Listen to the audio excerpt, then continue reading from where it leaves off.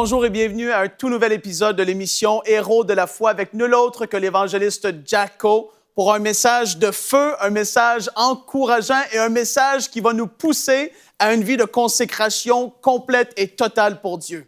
Donc, sans plus tarder, je vous laisse en sa compagnie et on se retrouve tout de suite après ce puissant et excellent message. Qui se réjouit d'être ici ce soir? Dites Amen. Qui se réjouit d'être sauvé ce soir? Dites Amen. Combien sont heureux ce soir? Dites Amen. Qui préfère être ici plutôt qu'en prison? Dites Amen. Ceux qui n'ont rien dit auraient dû aller en prison et seraient plus heureux. Amen. Jésus n'est-il pas merveilleux? Et si on chantait mon petit refrain que je vous ai appris l'autre soir? Aimez-vous ce petit refrain? Allez.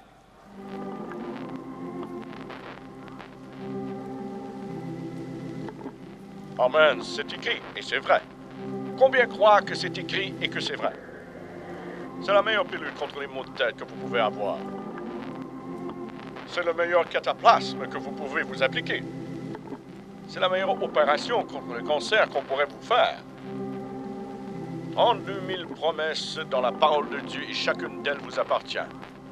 Qui croit que c'est écrit et que c'est vrai? Allons, chantons. Well, it's written and it's free that my Jesus He. Well, it's written and it's free, and it's for you. It's been tested, it's been tried, and it's fully satisfied. Well, it's written and it's free that my Jesus He. Well, it's written and it's free that my Jesus He. Well, it's written and it's free, and it's for you. It's been tested, it's been tried, and it's fully satisfied. Well, it's written and it's free, that my Jesus He. Ouais, c'est plutôt bien. Pour des tuberculeux. Amen. Pour une bande de vieux Texans.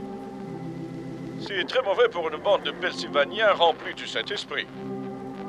Tout le monde se lève et voyons si vous pouvez faire mieux que ça. Combien croient que c'est écrit et que c'est vrai? Tout le monde se lève. Tout le monde, même les malades boiteux et fainéants, levez-vous. Allons, tout le monde chante. Ma sœur là-bas derrière, souriez, voulez-vous? Merci. Ça prend seulement 14 muscles pour sourire et ça en prend 48 pour faire cette tête. Oh! Beaucoup plus facile de sourire. Allez, mettez un sourire sur vos visages et chantons. C'est écrit et c'est vrai. Je crois que c'est écrit et que c'est vrai. Pas vous? Je crois que c'est pour vous. Je suis triste pour les personnes qui ne peuvent pas sourire ou rire. Je n'appelle pas ça religion. J'appelle ça problème de foi. La religion ne te donne pas un long visage étiré. La religion va vous mettre un sourire au visage, un chant dans le cœur. Et vous rentrez à la maison, embarrassez votre femme en laissant la femme du voisin tranquille. Allons, chantons tous ensemble d'un même cœur. Well, it's written and it's free that my Jesus He. Well, it's written and it's free, and it's for you. It's been tested, it's been tried, and it's fully satisfied. Well, it's written and it's free that my Jesus He.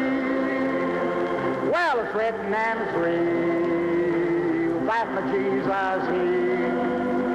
Well, it's written and it's free, and it's for you. It's been tested, it's been tried, and it's fully satisfied. Well, it's written and it's free that my Jesus He. Encore une fois, c'est mieux cette fois. Mais je veux que vous enleviez le pied du frein et que vous chantiez vraiment. Allons. Et tout le monde sourit. J'ai dit souriez. S'il vous plaît. Tous ensemble maintenant, tout le monde. Well, it's written and it's free that my Jesus He. Well, it's written and it's free, and it's for you. It's been tested, it's been tried, and it's fully satisfied. Well, it's written and it's real. that my Jesus healed. Well, it's written and it's read that my Jesus healed. Well, it's written and it's read, and it's for you. It's been tested, it's been tried, and it's fully satisfied. Well, it's written and it's read that my Jesus healed. Bon, c'est bien. Serrez la main à 5 personnes et dites « Dieu vous bénisse » et vous pouvez vous rasseoir.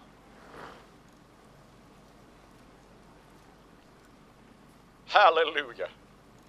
Sans vouloir manquer de dignité devant la chair ce soir, je vais enlever ma veste à nouveau. Alléluia. J'ai dit Alléluia. Si vous avez vos Bibles ce soir, venez avec moi. Je vais lire un passage des Écritures tiré de Ésaïe, le 29e chapitre, et je vais lire les 13e, 14e et 18e versets. Ainsi le Seigneur dit, puisque ce peuple s'approche de moi avec sa bouche et avec ses lèvres, il m'honore, mais il a éloigné son cœur loin de moi. Puisque la crainte qu'ils ont de moi n'est qu'enseignement de préceptes humains. À cause de cela, voici par des œuvres merveilleuses, j'étonnerai encore ce peuple, même des œuvres merveilleuses et un prodige. Car la sagesse des hommes sages périra, et l'intelligence des hommes avisés disparaîtra. Voici le verset à aimer, le 18e verset. Et en ce jour-là, les sourds entendront les paroles du livre, et les yeux des aveugles verront. Hors de l'obscurité et hors des ténèbres. Est-ce que je peux citer ce verset encore? Et en ce jour-là, les sourds entendront les paroles du livre, et les yeux des aveugles verront. Hors de l'obscurité et hors des ténèbres. Ce sont les paroles d'Ésaïe, et Ésaïe était un homme qui ne portait jamais de lunettes roses pour voir qui occupait le premier rang. Je ne crois pas qu'Ésaïe prêchait une sorte d'évangile à une classe de personnes et un autre à une autre. Je crois qu'Ésaïe prêchait la parole de Dieu parce que c'était la parole de Dieu, mais si vous n'aimiez pas ce qu'il prêchait, vous pouviez prendre toutes vos affaires et chercher une autre église où aller. Est-ce que vous m'écoutez? Je ne crois pas que la liberté d'Ésaïe, quand il prêchait, était liée à la somme d'argent qu'il avait dans sa poche. Et je ne crois pas que la liberté d'Ésaïe, quand il prêchait, avait à voir avec le nombre de propriétés qu'il avait. Je crois qu'il prêchait la parole de Dieu parce que c'était la parole de Dieu. Et si vous n'aimiez pas ce qu'il prêchait, vous pouviez aller voir ailleurs. Je crois qu'il prenait pour cible les hypocrites et les touchait droit entre les yeux.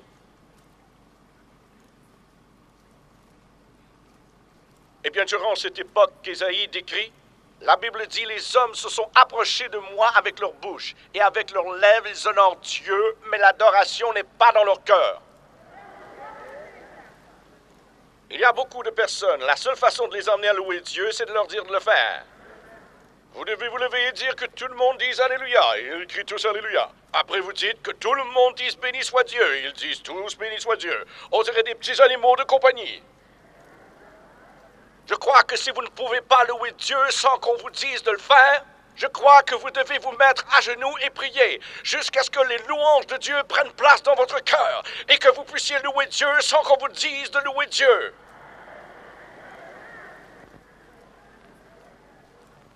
Les hommes s'approchent de Dieu avec leurs lèvres et avec leur bouche. Ils honorent Dieu, mais ils n'adorent pas Dieu du fond du cœur. Nous avons beaucoup d'ecclésianisme, mais laissez-moi vous dire une chose. On a très peu de christianisme. Nous avons une grande et belle profession, mais frères et sœurs, nous avons de toutes petites possessions.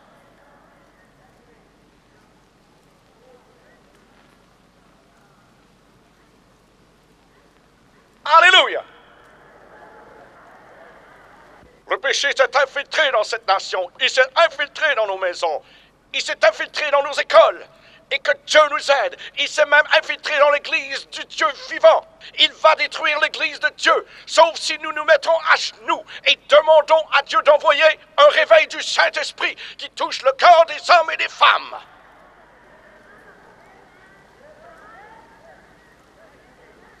On parle de protection civile. On parle de sécurité nationale. On parle de la bombe à neutrons comme si cette bombe était notre sécurité. Frères et sœurs, il n'y a rien pour notre sécurité. Si l'Église du Dieu vivant ne se met pas à genoux pour prier pour que Dieu visite son peuple aujourd'hui, ce pays va être détruit et en ruine. Et le diable va prendre le dessus. Il nous faut des personnes avec du courage qui vont prier face contre terre et chercher Dieu pour qu'il visite son peuple par un réveil qui va ouvrir les yeux de l'aveugle, qui fera bondir le boiteux de joie, il fera entendre le sourd.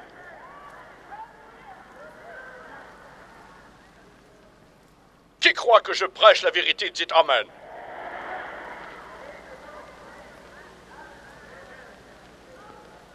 De moins en moins de personnes prêchent comme ça.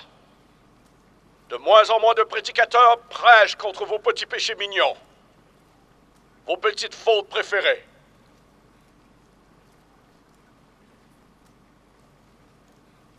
Certaines de nos églises sont si froides, si mortes. Elles ont de la neige sur les bancs, du givre sur les chorales et un cornet glacé de 6 pieds qui fait la prédication.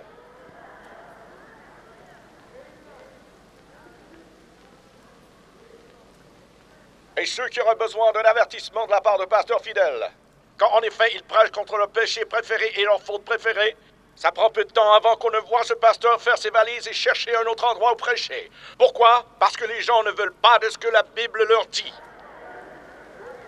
Ils crient, laissez-nous avec cette fichue religion. Mes amis, je veux cette fichue religion. Je crois que cette fichue religion est la parole de Dieu. Je crois que c'est la parole de Dieu. Je crois qu'il est mort sur la croix et a versé son sang pour que je puisse avoir la vie et l'avoir en abondance.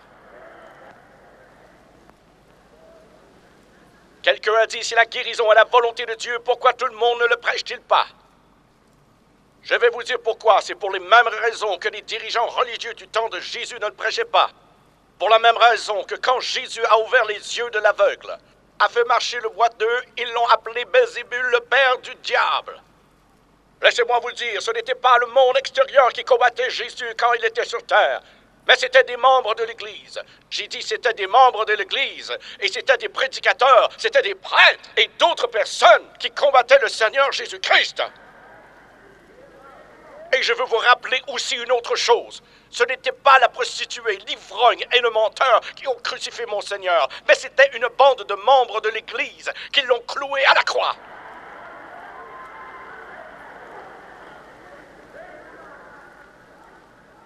Je ne souhaite montrer du doigt aucun prédicateur, mais la raison pour laquelle les gens ne prêchent pas la guérison divine et la puissance de Dieu aujourd'hui est la même raison que celle que les dirigeants religieux à l'époque de Jésus avaient. Laissez-moi vous dire, si vous vous opposez à la guérison divine, vous ne vous opposez pas à Jacko. Vous ne vous opposez pas à une poignée de prédicateurs pentecôtistes. Si vous vous opposez à la guérison divine, vous vous opposez à l'œuvre du Dieu vivant. Il guérit de nombreuses âmes aujourd'hui, qui ouvre les yeux de l'aveugle et fait marcher les boiteux, et fait entendre le sourd. Vous ne vous opposez pas à l'homme, vous vous opposez à l'œuvre de Dieu. Je préférerais qu'on m'arrache les yeux. Je préférerais qu'on me coupe les bras. Je préférerais traverser cette vie aveugle, boiteux et muet plutôt que de me battre contre l'œuvre du Dieu vivant. Je n'oublierai jamais quand je suis sorti de l'armée en 1945. J'étais dans un petit endroit appelé Red Flat au Texas. On tenait une réunion revivaliste. C'était à la campagne et toute mon assemblée, c'était quand je commençais à prêcher, toute mon assemblée qui s'élevait au nombre de 12 ou 13. Et la majorité d'entre eux restaient debout devant la porte et parlaient de jardinage et de plantation de semis. J'ai dit un soir, j'ai dit, vous tous, monsieur, dehors devant l'église, un de ces jours, vous voudrez que je prie pour vous et je le ferai, mais je veux que vous sachiez que vous allez me le demander. Je n'oublierai jamais le matin suivant, vers 8 heures, quelqu'un frappa à la porte. J'ai ouvert la porte et devant moi se tenait M. Sloan. Il est sorti vers le bord du porche et a craché du sang, puis est revenu.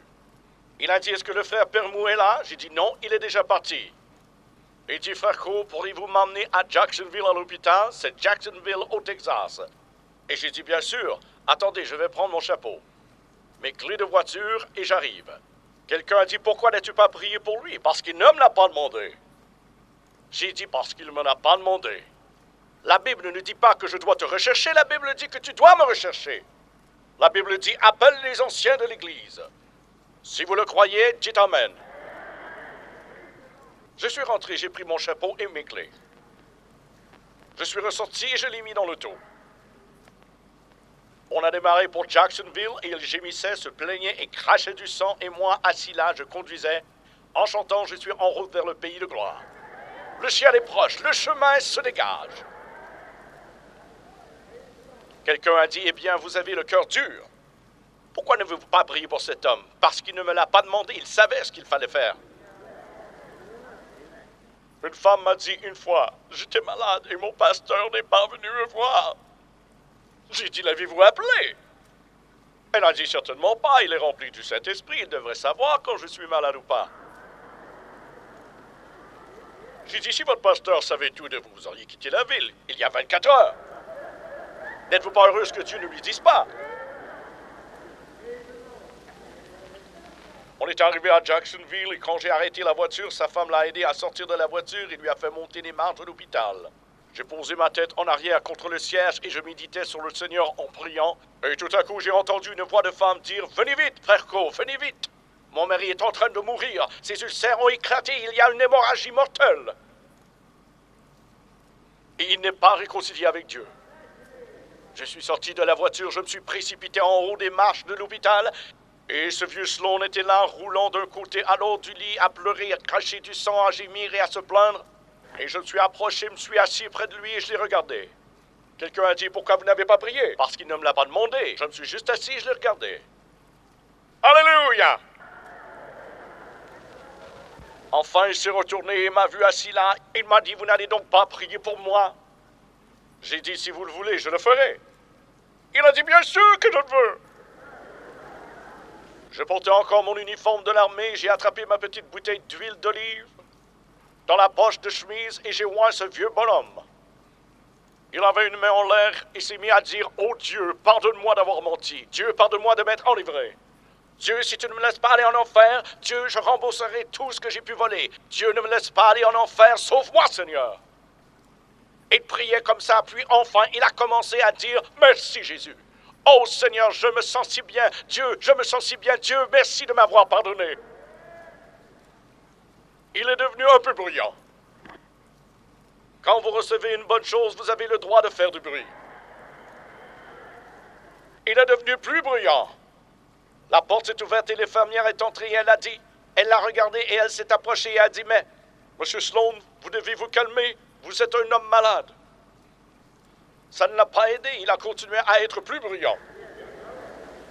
Finalement, il s'est retourné vers moi et a dit, « Soldat, vous ne pouvez pas déranger des patients comme ça. » Et j'ai dit, « Je ne l'ai pas dérangé, j'ai juste prié pour lui. » J'ai dit, « Quelqu'un d'autre l'a dérangé. » Elle a regardé autour de la pièce et m'a regardé comme si quelque chose n'allait pas chez moi. Et elle est sortie de la chambre. Quand elle est sortie, il commença à dire, « Merci Jésus de m'avoir sauvé. Seigneur, merci de m'avoir guéri. Dieu, je me sens si bien, Dieu. Oh, Dieu, je me sens si bien. Jésus, merci, Seigneur. » Tout à coup, la porte s'est ouverte et deux infirmières sont entrées. Une d'elles avait une aiguille hypodermique à la main. Elles se sont approchées et ont relevé la manche de chemise de nuit et elles ont enfoncé l'aiguille dans son bras et lui ont donné une hypo. Je crois qu'elles lui ont donné environ 965 livres de cris. Parce qu'après lui avoir donné ça, il est devenu ridicule. Il s'est mis à parler une langue que je n'avais jamais entendue avant. Il s'est mis à crier et à hurler. « Je veux sortir d'ici, je suis guéri, je suis sauvé. Oh, gloire à Dieu, alléluia !» Cette infirmière s'est retournée vers moi et a dit, « Vous, soldat, c'est vous qui causez tout ce trouble. Vous sortez d'ici. » J'ai dit, « Je vais partir, mais je ne suis pas celui qui cause le trouble. Quand je ne serai plus là, il sera encore ici. » Je suis sorti, arrivé à ma voiture, je pouvais entendre cet homme encore en train de louer Dieu. Le soir suivant, les portes de l'église se sont ouvertes et on a vu M. Sloan avec un grand sourire sur le visage. Il a dit « Merci Dieu, Dieu m'a sauvé, Dieu m'a guéri, Dieu m'a rempli du Saint-Esprit. Ils m'ont examiné aujourd'hui, ils ont essayé de trouver ces ulcères, ils ne les ont pas trouvés. Même avec la fluoroscopie, ils ne les ont pas trouvés. Et le docteur a dit qu'il ne comprenait pas d'où ce sang provenait. Il a dit que le test montrait qu'il n'y avait pas de perte de sang, mais qu'il savait que j'avais perdu environ 1 litre de sang. Il a dit qu'il ne comprenait pas ce qui s'était passé. Il a dit, j'ai regardé ce docteur droit dans les yeux et lui ai dit, Docteur Jésus a pris un nouveau cas. Oh, Alléluia! Alléluia! Alléluia! Alléluia! Alléluia! Alléluia! Merci Dieu, Docteur Jésus a pris un nouveau cas. Il a pris un nouveau cas. Je vais vous dire, si Jésus s'occupe de votre cas, peu m'importe ce que vous avez, vous serez guéri. Si Jésus s'occupe de votre cas, vous allez laisser vos béquilles derrière. S'il s'occupe de votre cas, ce vieux cancer va quitter votre corps. S'il s'occupe de votre cas, vos yeux aveugles pourront voir. Ah, merci Dieu. Jésus peut guérir n'importe quoi, n'importe où, n'importe quand et n'importe qui. Tout ce que vous avez à faire, c'est mettre votre foi en lui. Wouh! Le docteur Jésus a pris un autre cas, comme le dit l'évangéliste Cole. C'est tellement bénissant de le voir faire. Et sachez-le, il prend encore des cas aujourd'hui. Il est le même, il n'a pas changé.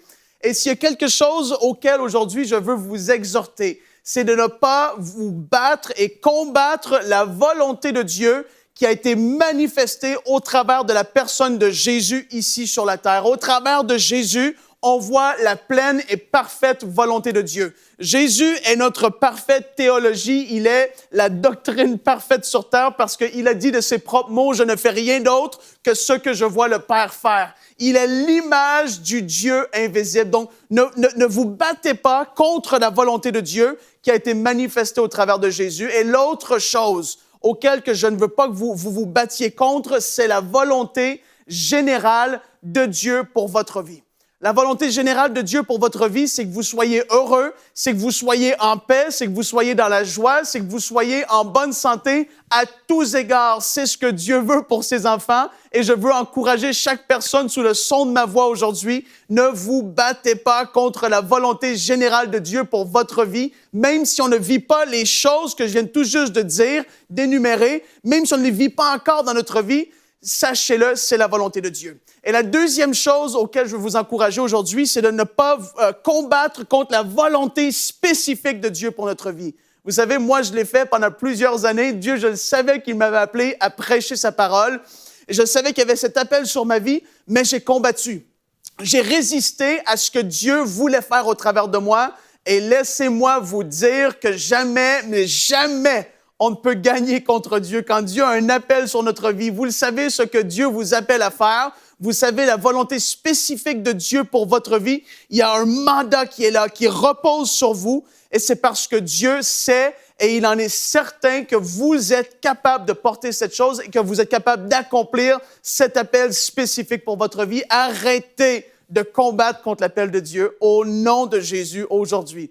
Et donc là, on va aller voir ce que Dieu a fait dans les réunions et dans les rencontres du frère Co. Sachez-le, la volonté de Dieu était démontrée. Dieu voulait que ses enfants soient en bonne santé. Et vous allez voir des gens tellement heureux et bénis de recevoir une touche de Dieu. Et vous allez voir ces gens être fortifiés dans leur corps physique. Et donc, sans plus tarder, on va les retrouver et on se retrouve tout de suite après ce temps béni de prière pour les malades. Les guérisons dont vous allez bientôt être témoins sont des guérisons réelles qui ont eu lieu dans ce grand réveil de délivrance. J'ai des problèmes avec mes nerfs, j'ai mal partout. Oh, mal partout? Oui, mes nerfs ont des crises de spasmes. Vous avez des spasmes? Oui, des crises de spasmes, le docteur a dit. Oui. C'est là dans vos épaules et aussi dans Oui, vos bras et dans mes jambes. et aux extrémités? Mes jambes me font mal depuis plus de 45 ans. Vous avez mal maintenant? Oui. Vous avez mal maintenant? Oui, Vous croyez que Dieu peut l'ôter? certainement, j'ai confiance. Je pense que vous avez été très patient en attendant cela et nous y voilà. Absolument. Dieu, je brise cette douleur. Quelle sorte de ces épaules et aussi la raideur des articulations. Dieu, chacun de ces spasmes, dans ses nerfs, va quitter son corps. Dieu, en ton nom, bas, haut, bas, haut, bas, haut, bas, haut, bas, haut, bas, haut. Alors, vous les sentez encore maintenant? Pas encore. Et ce ne sera plus jamais le cas. Allez, louez-le. Amen. Levez vos mains et louez Dieu. Levez vos mains et louez Dieu. Quel est votre problème, ma sœur? J'ai une douleur extrême à ma hanche gauche et au bas du dos. Je suis censée porter un corset. Vous êtes censé porter un corset pour le dos? Oui. Nerfs disloqués? Et vertèbres, c'est bien ça? Et ça descend dans ma jambe. Ça descend de votre jambe et votre hanche et c'est dans votre dos? Les os et les nerfs me font mal. Oui. Tournez-vous. Avancez. Donnez-moi votre sac à main, juste une minute. Montrez-moi où terriblement, cette douloureuse Celle-là, dislocation se trouve. tout le long. Là, ici. dans cette zone. Oui. Seigneur, en ton nom, Dieu, guéris ce dos par ta puissance. Maintenant. Oh, adieu. Allez maintenant, touchez vos orteils. Allez, touchez-les. Ah! Penchez-vous. Faites-le encore. Penchez-vous. Allez. Oh! Allez. Détendez-vous. N'ayez pas peur. Détendez-vous. N'ayez pas peur. Détendez-vous. N'ayez pas peur. Détendez-vous. N'ayez pas peur. Alléluia. Levez vos mains au-dessus de la tête. Penchez-vous et touchez vos orteils. Allez. En bas. En haut encore. En bas encore. Merci, Seigneur. En haut encore. Oh. Alléluia. Dites-moi, comment va votre dos maintenant? Alléluia. Merci, Jésus. Comment va votre dos? Merci, Jésus. Oh, merci, J'ai dit, comment va votre dos? Jésus. J'ai dit, comment va votre dos? Il est guéri. C'est tout ce que je veux savoir. Gloire à Dieu. Levez vos mains et louez Dieu.